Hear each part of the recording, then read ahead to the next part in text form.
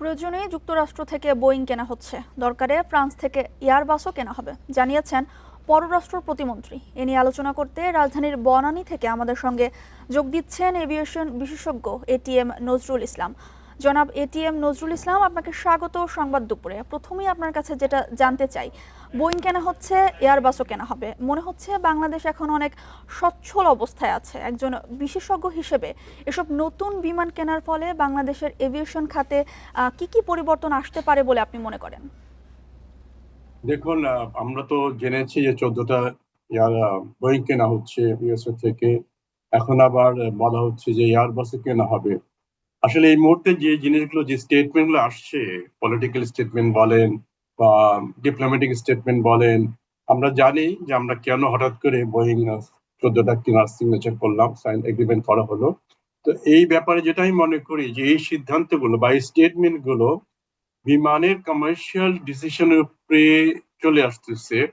কিন্তু বিমানকে চিন্তা করতে হবে তার বিজনেস প্ল্যানটা কি, তার অপারেশনাল, কমার্শিয়াল এবং তার ফাইন্যান্সিয়াল সিচুয়েশনে এটা কতটুকু কার্যকর ভূমিকা নিতে পারবে, এবং এই যে তার উপরে যে পেমেন্ট আসবে। এখন তো আমরা এয়ারক্রাফট পাইনি, বিমান যখন এয়ারক্রাফট পাবে সেটার সময় কিন্তু এখন থেকে 3-4 বছর রয়ে গেছে।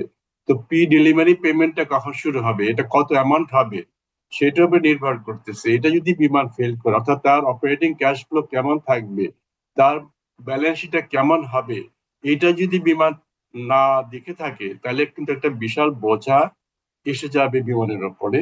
এটা আমরা বোঝা যাচ্ছে। এবং এটা আরেকটা বিষয় যেটা খুবই গুরুত্বপূর্ণ, আপনি হয়তো জানেন যে থার্ড টার্মিনালে যে আমরা আসছে, তার আপনার গ্রাউন্ড হ্যান্ডলিংটা সেকেন্ড কোনো কোম্পানিকে দিতে চাচ্ছে। তার মানে বিমানের এখন যে প্রফিটটা দেখাচ্ছে 784 বা 80 কোটি টাকা, এইটা কিন্তু একটা বিশাল অংশ কিন্তু তার আসে গ্রাউন্ড হ্যান্ডলিং থেকে।